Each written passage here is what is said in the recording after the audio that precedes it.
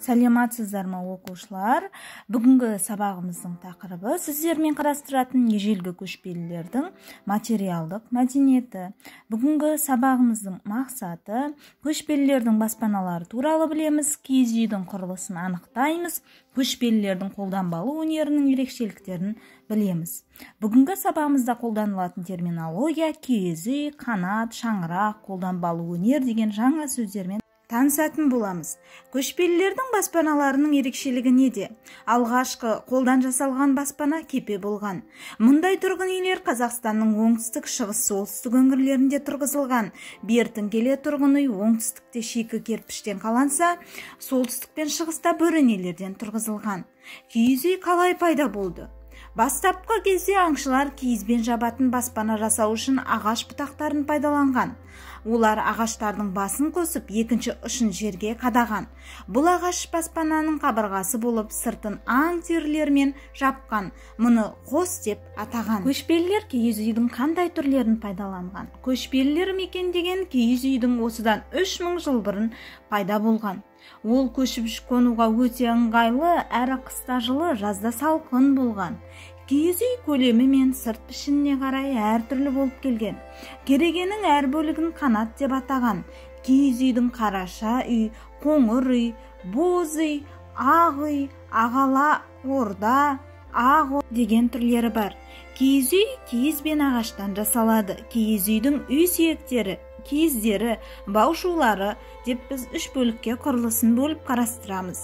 Кереге үй сүйектеріне кереге, оқ, шаңырақ, сықырлауықты жатқызамыз. Киіздерге ши мен киіздер, баушуларына басқыр, баулау мен арқандарын жатқызамыз.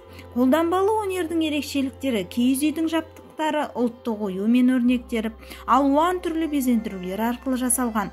Бұдан көшпелілердің қолданбалы өнерінің жақсы дамығандығын біле аламыз. Киіз үй туралы не білесіңдер? Алғашқы тұрғын үйлер қандай болған? Киіз үйге ұқсас құрылыстар болған ба? Киіз үй қандай бөліктерден тұрады? Сұрақтарға жауап беруге тырысайық. Киіз үй туралы не білесіңдер? Көшпелі мал шаруашылығының дамуына байланысты киіз үй пайда болды. Киіз үй қалай пайда болды? Киіз үйдің алғашқы нұсқасы қола дәуірінде пайда болған. Осы дәуірде Қазақстан жерін мекендеген тайпалар киіз үйге ұқсас дөңгелек тұрғын үйде тұрған. Ол заманғы тұрғын үйдің көне үлгісінің бірі күймелі арба немесе үстіне киіз үй орнатылған арба болған. Қазақстан жеріндегі ежелгі құрылыстың қалдықтары бізге сол замандағы сәулет өнері туралы мәлімет береді. Алғашқы тұрғын үйлер қандай болған? Алғашқы қолдан жасалған тұрғын үй кепе болған. Кепенің қалдықтары Қазақстанның оңтүстік, шығыс және солтүстік өңірлерінен табылған. Қола дәуірінде көшпелілер күмбез тәрізді қима шатырлы жертөле салды. Жертөлелер Қазақстанда, Орта Азияда және Ресейдің оңтүстігінен табылды. Кейіннен оңтүстікте тұрған үйлер шикі кірпіштен қаланса, солтүстік пен шығыста бөренелерден салына бастады.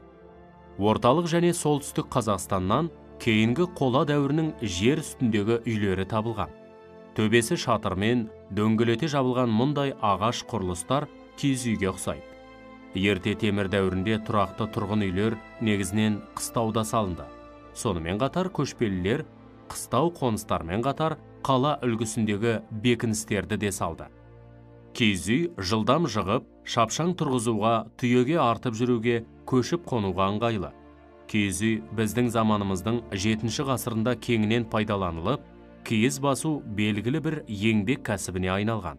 Оған Алтай, Сібір, Қырым тау-тастарындағы сурет таңбалар айғақ болады. Киіз үйге ұқсас құрылыстар болған ба?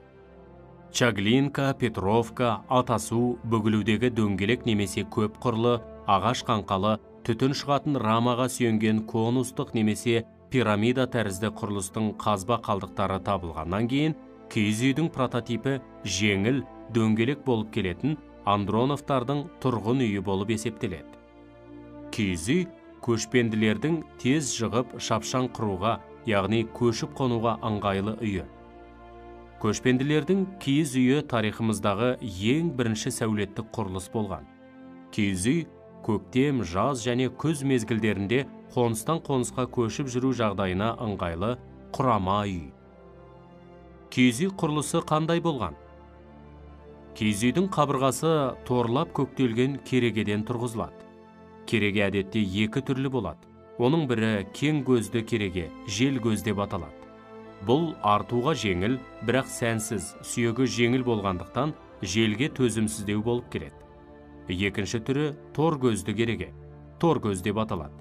Ол артуға ауырлау болғанымен желге өте төзімді. Кереге жиналмалы бөлек-бөлек қанаттардан жасалады. Киіз үй неше бөліктен тұрады? Киіз үй 3 бөліктен тұрады. Бірінші, үйдің сүйектері, ағаштан тұратын бөліктері. Екінші, киіздері, шейде осыған кіреді. Үшінші, бау шулары, баулар мен басқұр арқандары.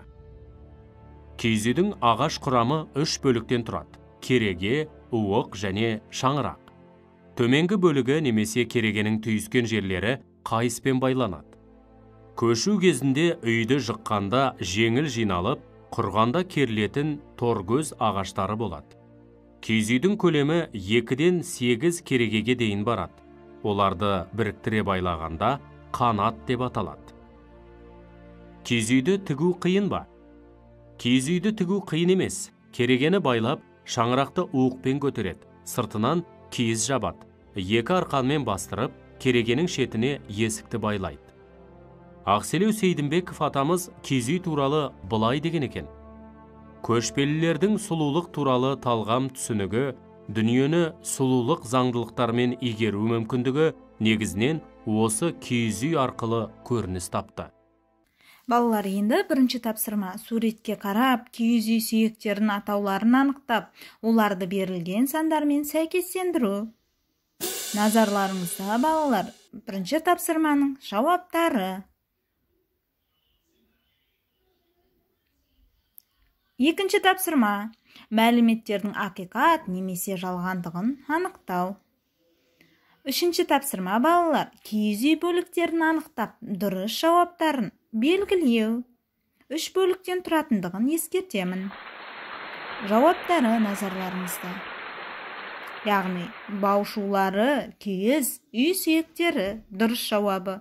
Соңғы тапсырма: көшпелілердің металдан жасалған заттарына анықтама беру. Назарларыңызға рахмет, оқушылар. Сау болыңыз.